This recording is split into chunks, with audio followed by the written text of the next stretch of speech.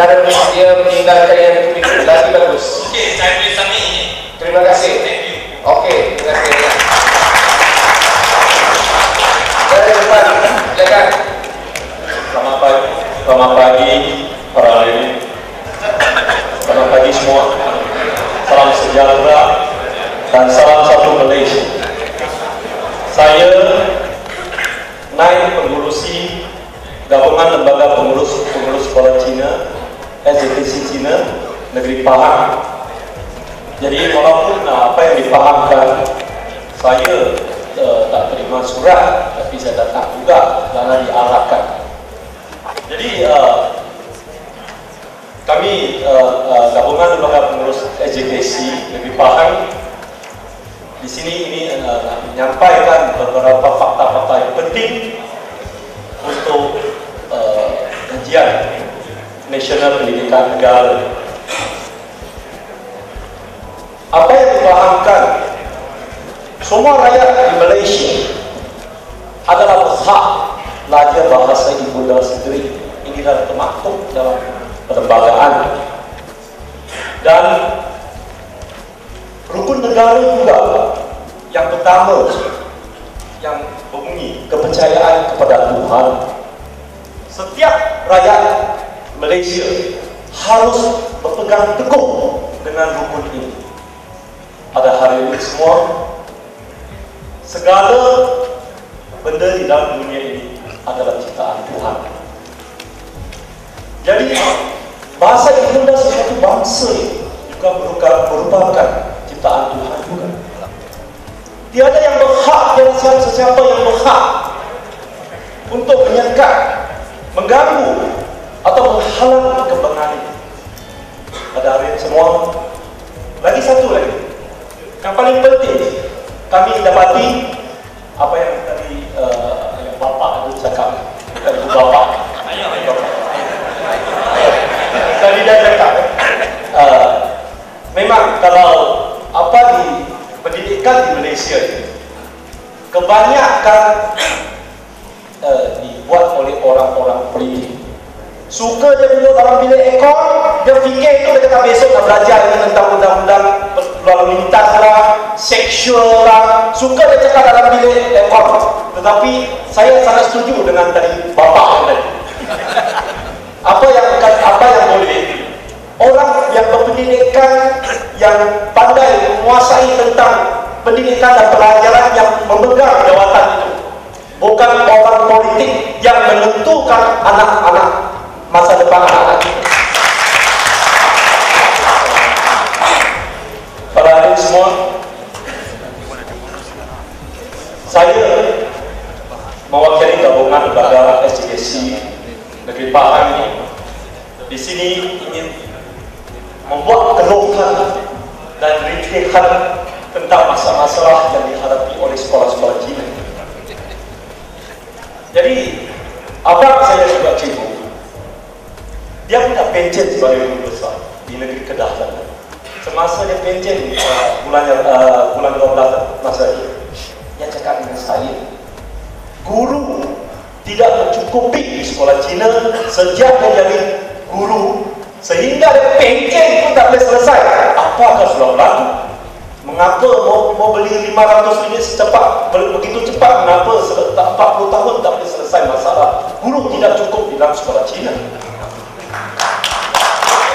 Jadi isu-isu sekolah Cina ini saya harap sebagai rakyat Malaysia berbilang kau untuk membangun negara ini, kami sepatutnya memandang dengan isu pendidikan, bukan isu perkawanan. Pada hari semua, saya mewakili lembaga menyampaikan masalah-masalah sekolah Cina, yang beberapa yang perkara yang penting di sini. Kekurangan guru yang lebih dari 40 tahun, peruntukan untuk pengurusan sekolah yang tidak mencukupi, peruntukan yang tidak mencukupi itu sebagai air, elektrik dan sebagainya. Kesian sekali, saya pernah pegang jawatan PIDG SJKC Sungai Jaya selama 10 tahun. Jadi Saya pernah dipanggil oleh guru besar, kata ini tak cukup untuk membayar bil api sekolah. Bil api tak sekolah, mengapa kerajaan tak mau kita pun nak panggil PIPG pergi bayar? Ini sekolah kerajaan. Lepas itu guru ganti pula panggil PIPG pergi bayar. Saya boleh, sesiapa yang nak periksa akaun PIPG SJKC Sungai Jat, banyak tahun kami pergi tanggung cikgu punya, guru ganti punya itu ganti. Saya pernah tanya menteri, guru ganti itu adakah kaki tangan kerajaan atau kaki tangan PIBG? Kalau kaki tangan PIBG kami sambut bayar, kerajaan bayar lah, kenapa tak panggil kami bayar? Ada 2 minit lagi. Minta maaf, saya minta 5 minit. Dah masuk kecederaan 1 minit. Sabar saja, sudah 40 tahun.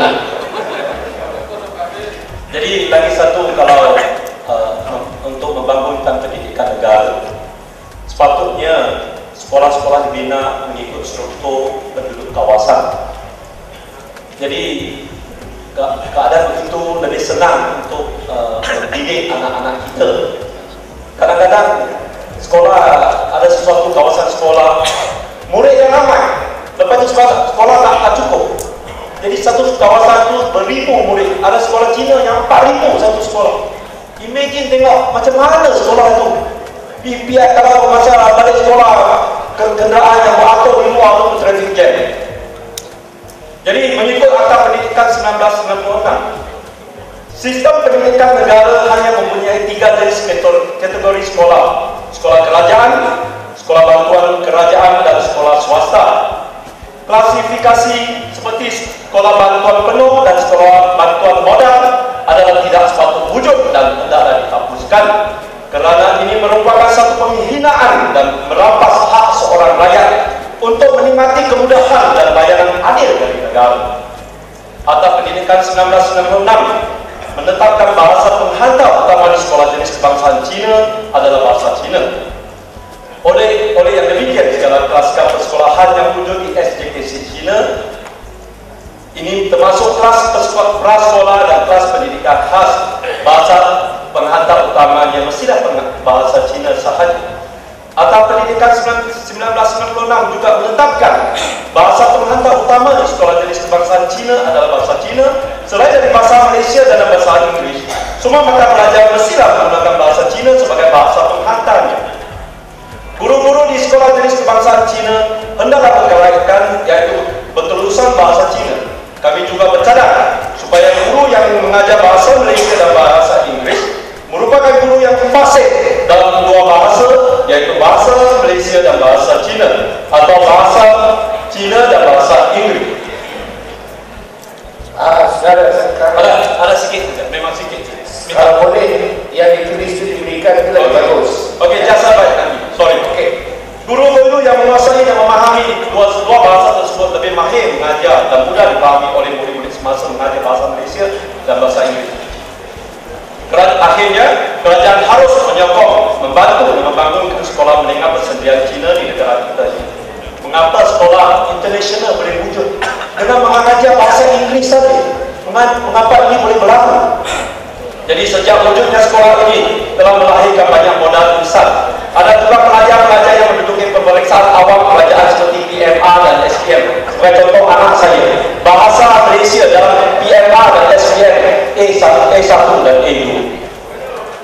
Keputusan yang cemerlang juga tercapai. Pihak kementerian sepatutnya membuat penelitian dan lawatan yang khas untuk mengumpul maklumat supaya lebih memahami cara pengajaran dan pembelajaran sekolah menengah persendirian Cina, dan bukannya hanya berdiri di luar pagar dan membuat taksiran yang tidak berasas dan berpikiran sempit di dalam dunia globalisasi ini. Sekian dimaklum dan terima kasih bersama membangunkan pendidikan setiap aliran demi kebaikan dan masa depan negara. Terima kasih. Terima kasih banyak. Saya nanti akan minta kalau boleh diberikan komen-komen yang bertulis itu untuk